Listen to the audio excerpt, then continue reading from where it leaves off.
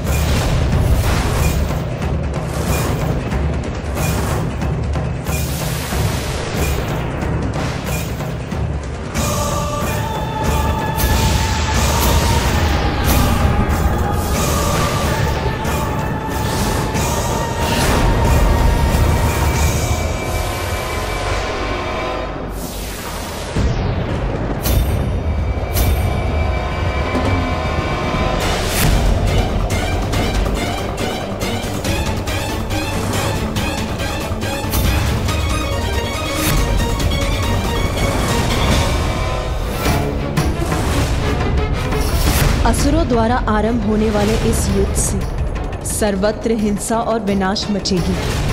ज्ञात नहीं क्या होने वाला है इसका परिणाम।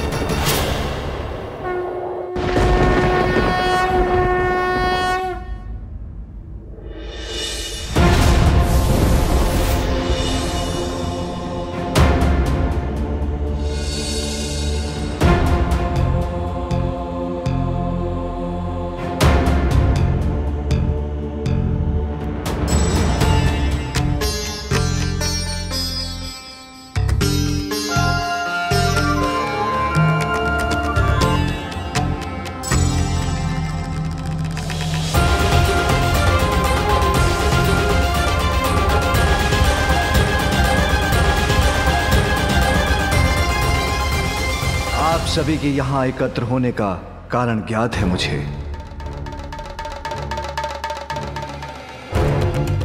विनाशकारी संकेत तो मुझे और देवी पार्वती को भी दिखाई दिए हैं।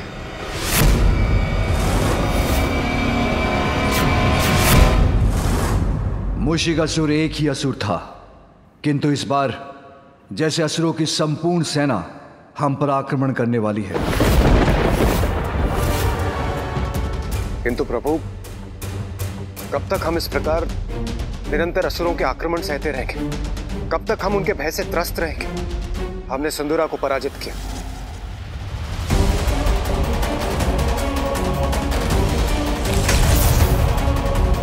गजासुर का अंत हुआ,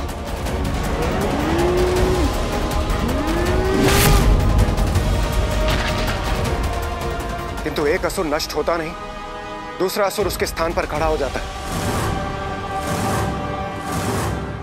प्रभु, क्या इस आतंक के चक्र से हमें कभी मुक्ति प्राप्त हो सकती है? आतंक का नहीं देवराज, ये चक्र तो समस्त सृष्टि का है, जहां सदा अच्छाई और बुराई के मध्य वर्चस्व की लड़ाई चलती रहती है। इसलिए देवता हैं तो असुर भी हैं, क्योंकि विनाश से ही सृजन संभव है। किंतु हमें अपना धर्म निभाना है, इस दुष्टता का अंत कर संसार की रक्षा करनी है। सत्य है महादेव, किंतु जब भी असुरों का आक्रमण होता है, निर्दोष जीवन क्षतिग्रस्त होता है। और प्रभु, अभी तक तो हम असुरों को पराजित करने में सफल रहे, किंतु सदैव ऐसा होगा ये कौन कह सकता है?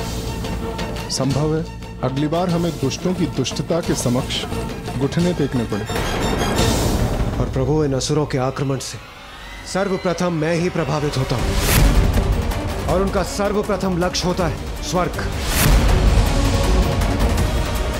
प्रभु, क्या इस आसुरी चक्र से मुक्ति प्राप्त करने का हमारे पास कोई उपाय नहीं है? ताड़कासुर, गजासुर, सिंदूरा, इन सबको आपकी और हमारी सम्मिलित शक्तियों ने पराजित किया, किंतु ये कभी न कभी हम पर भारी पड़ेंगे। तब क्या होगा प्रभु? उसकी कल्पना से तो विचलित हो उठता हूं मैं। प्रभु, हमें इसके पूर्व ही कुछ स्थायी उपाय करना होगा। और प्रभु, युद्ध में जय पराजय तो किसी भी पक्ष की हो सकती। हम सत्य का साथ देते हैं, इसलिए सदैव हमारी ही विजय हो, यह भी तो निश्चित नहीं।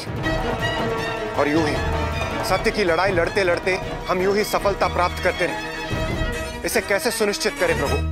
हाँ महादेव, ब्रह्मदेव, मैं देवताओं के इस कथन से सहमत हूँ। देवता सफल होंगे इसी विश्वास के साथ वो असुरों के साथ युद्ध में उतर सकें। इसके लिए हमें कोई उपाय तो सोचना ही होगा प्रभु। मेरे विचार से देवताओं का भी कोई देवता होना चाहिए जो कि सभी देवताओं को दिशा प्रदान करे,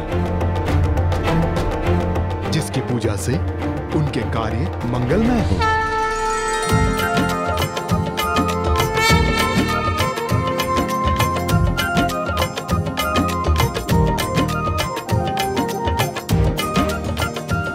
देखा, मैंने कहा था ना मूषक जी, हम सफल होंगे। हम आ गए यहाँ पर। हाँ प्रभु, मेरा भी यही प्रस्ताव है। ऋषि अगस्त्य के दिए सुझाव अनुसार हमें किसी ऐसे देवता का चयन करना चाहिए जो सर्वप्रथम पूजनीय हो, जिसकी पूजा से हमारे कार्यों में आने वाले विघ्न टल जाएं। और जिसकी पूजा से वो दुष्टों के मार्ग में कंटक के समान बनकर उनके पथ में बाधाएं उत्पन्न करें।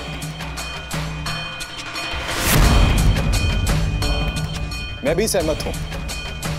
हमें ऐसे देवता का चयन करना चाहिए जो प्रथम पूज्य हो, जो देवताओं का विघ्नहर्ता ही नहीं, असुरों का भी विघ्नहर्ता हो,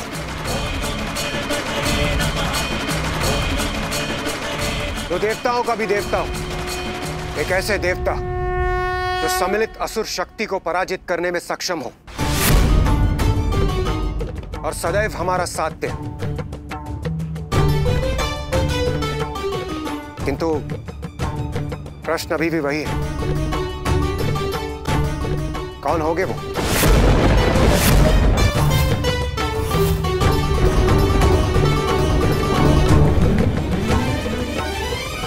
जो देवताओं के विघ्नहर्ता और असुरों के लिए विघ्नकर्ता हूँ, जो देवताओं के भी देवता हूँ। देवताओं का देवता हो, देवताओं के विघ्नहर्ता और असुरों के भी विघ्नहर्ता, असुरों के भी विघ्नहर्ता। देवताओं का देवता हो, देवताओं के विघ्नहर्ता और असुरों के भी विघ्नहर्ता हो, तो देवताओं के भी देवता हो। शांत हो जाइए प्रभु। मेरे विचार से इस महत्वपूर्ण उपाधि पर स्थित होने वाला हम देवताओं में से ही कोई होना चाहिए।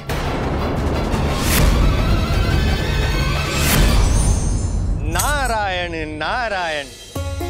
आप समस्त देवताओं को देवर्षि नारद का प्रणाम। प्रणाम त्रिदेव। प्रणाम माता। अब प्रश्न ये है कि समस्त देवताओं में कौन है सर्वोत्तम, जिसे जगत पूजेगा सर्वप्रथम?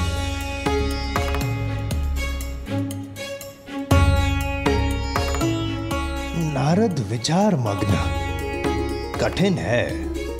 नारायण नारायण नारायण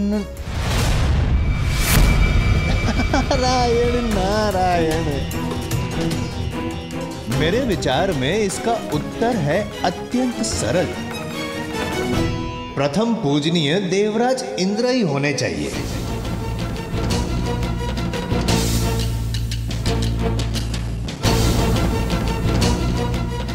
आपका क्या विचार है महादेव? अच्छा, और आप इस निष्कर्ष पर पहुंचे कैसे देवऋषि?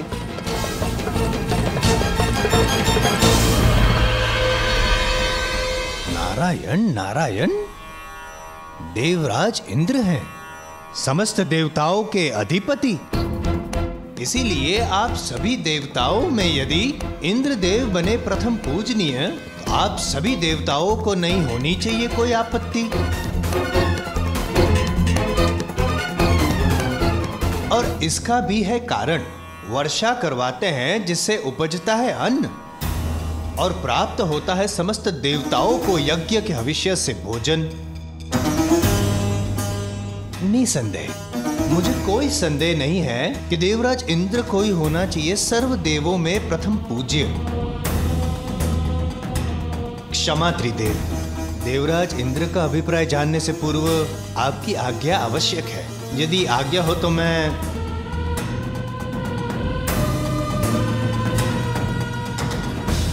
आपका क्या अभिप्राय है देवराज इंद्र? देवऋषि नारद के मत से मैं सहमत हूं। यदि आप सभी को स्वीकार हो तो। नहीं नहीं,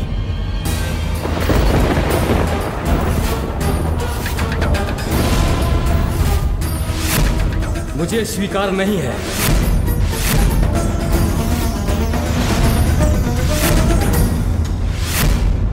बिना मेरे किसी भी देवताओं को यज्ञ का हविष्य कहां प्राप्त होगा देवर्षि नारद जी?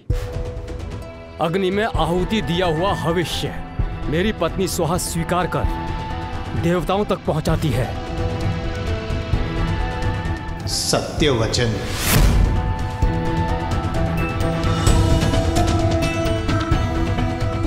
सत्य वचन, आपका कथन सर्वथा उचित है अग्निदेव,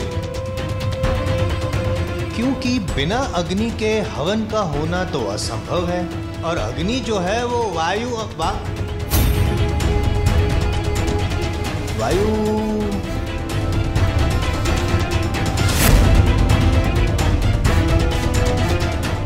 किंतु क्या देवऋषि?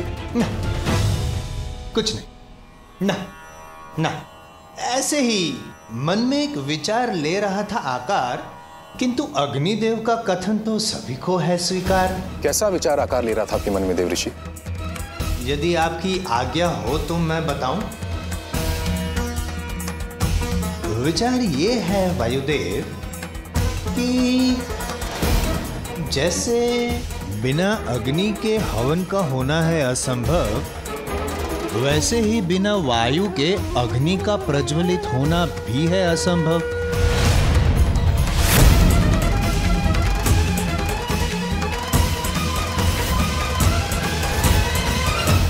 उचित है। हाँ, मुझसे ही तो चलता है जीवन, सभी के प्राण मुझसे ही तो है। यदि एक क्षण के लिए मेरा प्रवाह थम जाए तो सभी प्राणी व्याकुल हो उठेंगे, अंत हो जाएगा सबका। इसलिए प्रथम पूज्य तो मुझे ही होना चाहिए।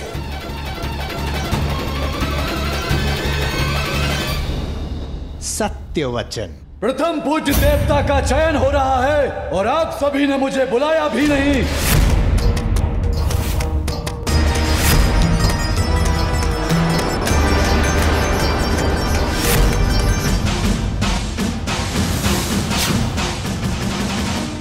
प्रणाम त्रिदेव। नारायण नारायण नारायण, ये कैसा है अन्याय देवराज? आपने यमराज को सूचित तक नहीं किया। इसमें क्या है आपका अभिप्राय? नारायण नारायण। यदि मैंने अपना कार्य रोक दिया तो संसार से मृत्यु चक्र का अंत हो जाएगा। तब क्या होगा संसार का? आप सबने इसकी कल्पना भी की है।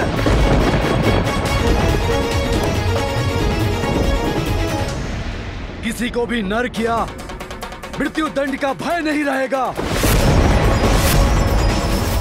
अर्थात सर्वत्र अधर्म अन्याय छा जाएगा। सत्य वचन। अर्थात जीवन मृत्यु का संतुलन, जिसे स्थापित करता है मर्यादा का बंधन। नारायण नारायण, आप ही तो हो यमराज, आप ही तो हो जो सब कुछ निर्धारित करते हैं।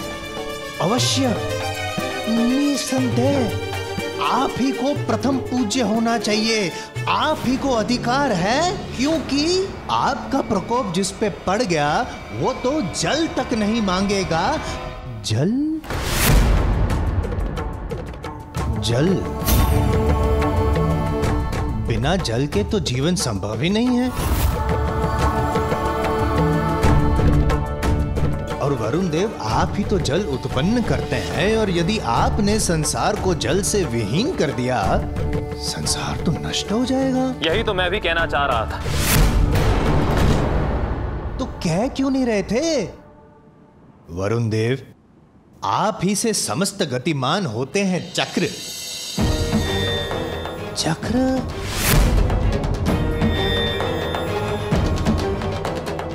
काल चक्र? मेरा महत्व तो सर्वविदित है, अब क्या अपने मुख से कहना आवश्यक होगा? कदापि नहीं। हम सबको इस बात का ज्ञात है कि सूर्य देवता तो प्रकाश देते हैं, उससे हो रहित तो जीवन के प्रकाश से हम हो जाएंगे वंचित। इसी कारण सूर्य देवता प्रथम पूज्य,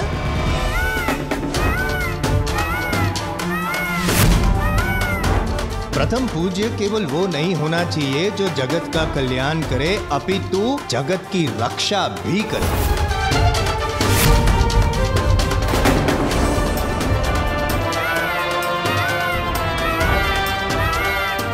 रक्षा अर्थात रक्षक, योद्धा।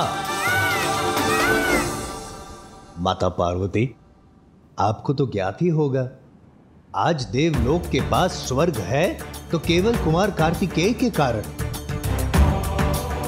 कुमार कार्तिकेय यदि, कुमार कार्तिकेय आप ही का स्मरण कर रहे थे और आप आ गए। प्रणाम।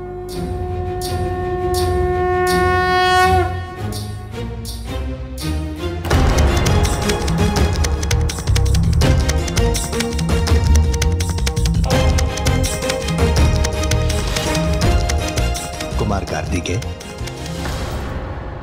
इन्होंने ही ताड़कासुर का वध करके किया उसे कथित, इसीलिए देव सेनापति कार्तिकेय भी प्रथम पूज्य की उपाधि पे हो सकते हैं स्थित, है ना पार्वती माता?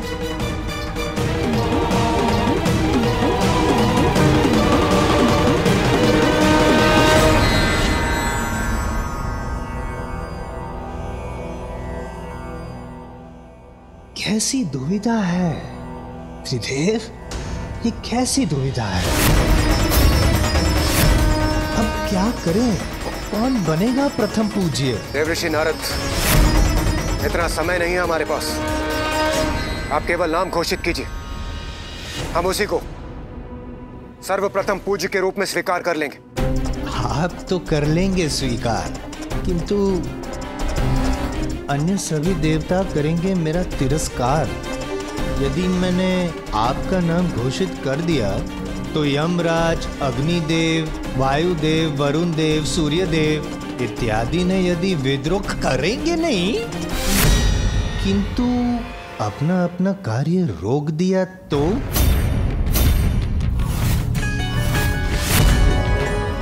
यदि ऐसा हुआ तो नारायण नारायण, संसार नष्ट हो जाएगा, और इसका भार मैं कैसे करूं स्वीकार? वो सब मुझे ज्ञात नहीं, किंतु यदि मेरा चयन नहीं हुआ तो मैं अपना कार्य रोक दूंगा। मुझे प्रथम पूज्य नहीं बनाया तो मैं अपना कार्य नहीं करूंगा। यदि मुझे प्रथम पूज्य नहीं बनाया गया तो मैं भी अपना कार्य रोक दूंगा। मैं भी अपना कार्य रोक दूंगा। मुझे प्रथम पूज्य नहीं बनाया गया तो मैं भी अपना कार्य रोक दूंगा। मैं भी अपना कार्य रोक दूंगा। मैं शनिदेव हूँ, मुझे होना चाहिए प्रथम पूज्य।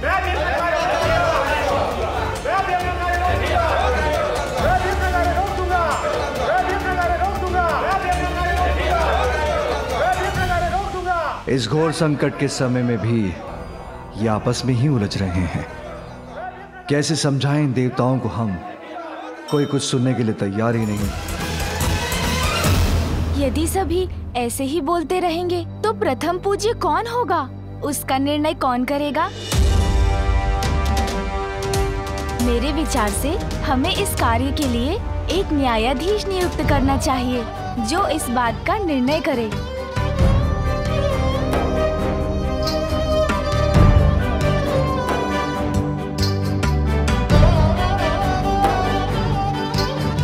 गजानन कदाचित उचित कह रहे हैं। आप ही बनिए न्यायाधीश और आप ही नियुक्त कीजिए। आप ही कीजिए श्री हरिनारायण। मैं अकेला ही नहीं, हम त्रिदेव ब्रह्मा, विष्णु और महादेव, हम तीनों मिलकर निर्णय लेंगे कि आप सभी देवताओं में प्रथम पूज्य कौन होगा।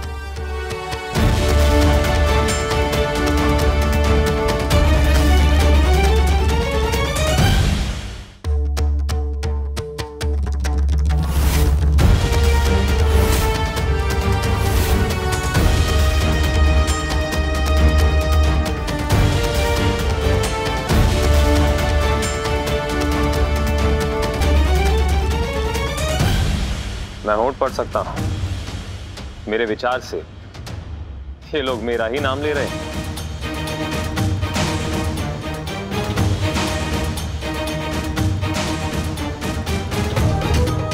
प्रथम पूज्य वही होगा जो योग्यता में सबसे श्रेष्ठ होगा, और इसका निर्णय तो आप सभी के मध्य एक प्रतिस्पर्धा से ही हो सकता है।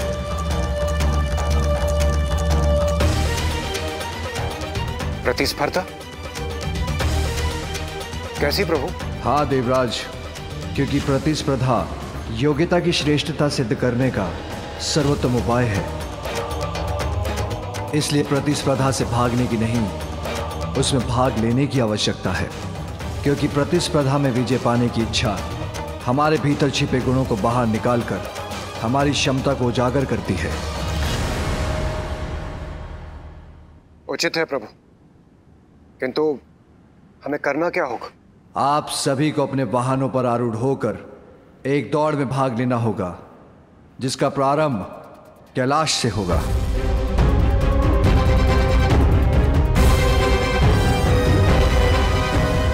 अरे वाह, अपने अपने वाहन पर बैठकर दौड़।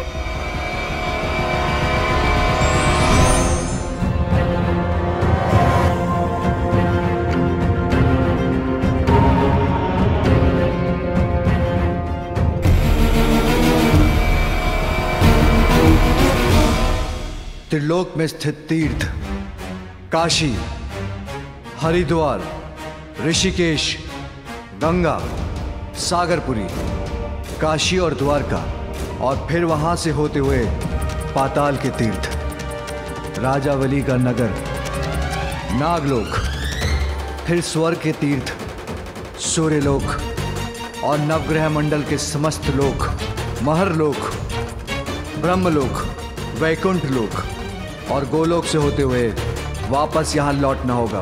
किंतु ये कैसे ज्ञात होगा प्रभु कि इन तीर्थों को सभी ने छुआ है? कोई विजय की लालसा में बिना इन तीर्थों पर गए लौट आए तो?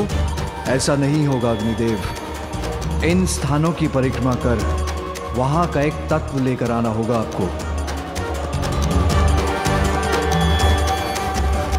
जो सर्वप्रथम कैलाश लौटेगा वही प्रथम पूज्य देव बनेगा। इस प्रतिस्पर्धा के लिए मैं तैयार हूं। मैं भी तैयार हूं त्रिदेव। मैं भी तैयार हूं। हाँ, मैं भी तैयार हूं। मैं वरुण देव, मैं भी तैयार हूं।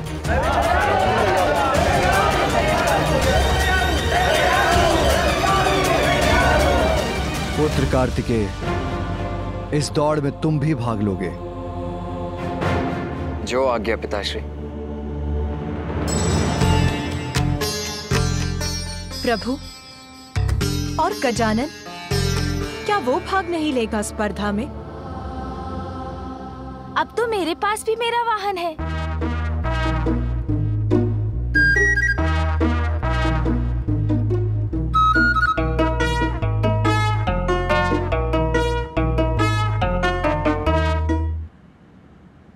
अवश्य बालक गजानन। प्रभु, गजानन भी इस प्रतिस्पर्धा में भाग लेंगे।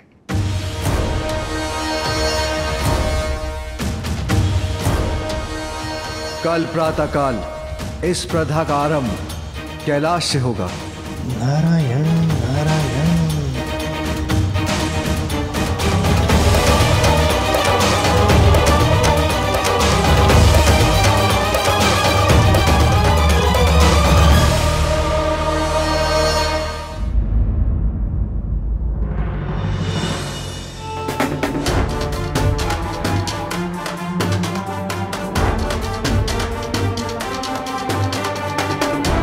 पिताश्री, माँ, मुझे आशीष दीजिए। मैं इस प्रतियोगिता में सफल हूँ।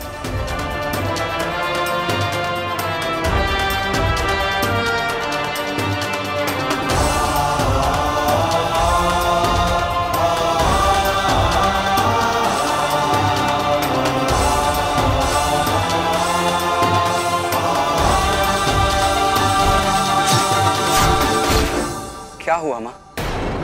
आप अचानक इतनी चिंतित क्यों हो गई?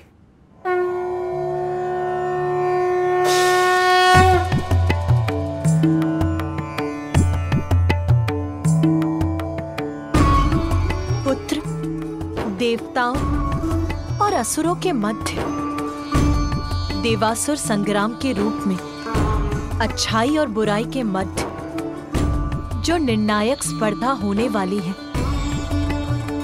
उसमें देवताओं को उचित नेतृत्व प्राप्त हो, उसके लिए ये प्रतिस्पर्धा अत्यंत महत्वपूर्ण है पुत्र, जिसमें मेरे दोनों पुत्र यथाशक्ति विजय प्राप्त करने के लिए प्रयत्न करें।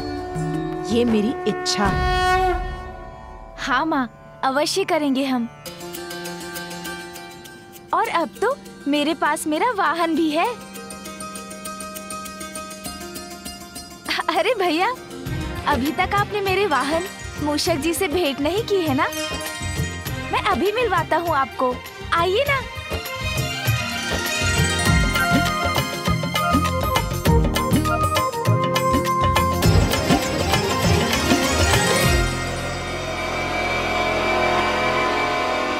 ये है मेरे वाहन मूषक जी।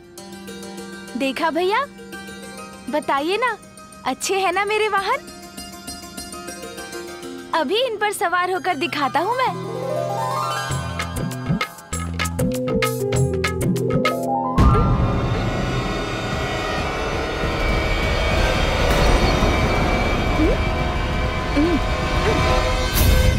उठिए मूषक जी, उठिए।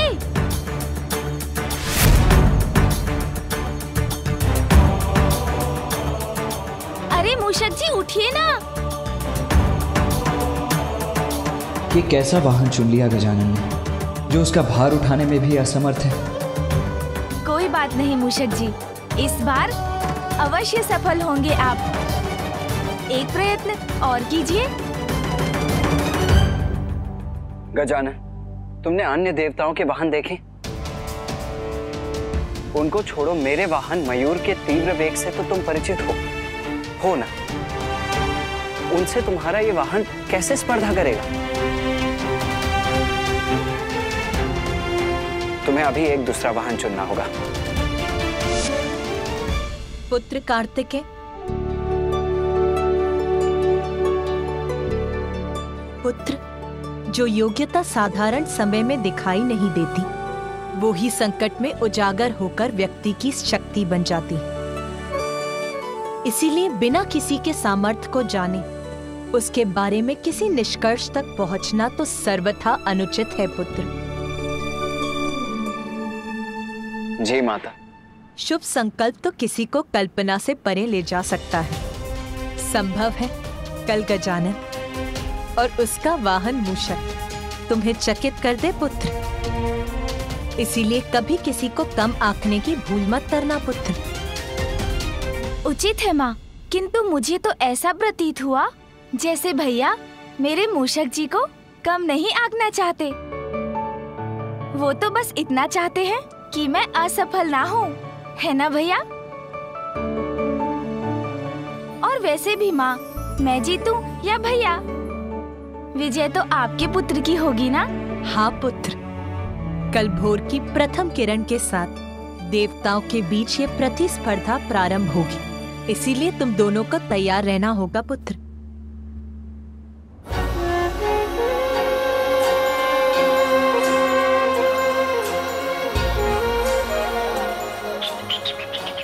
मुझे क्षमा कर देते। यदि मुझसे योग्य वाहन होता तो आप अवश्य विजय पा सकते थे, किंतु मेरे कारण कदाचित आपको पराजय का मुख ही देखना पड़े।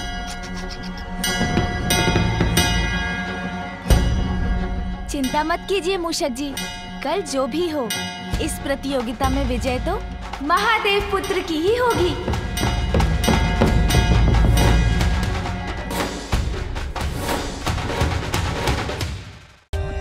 For more updates, subscribe to our channel, click the show links and enjoy watching the videos.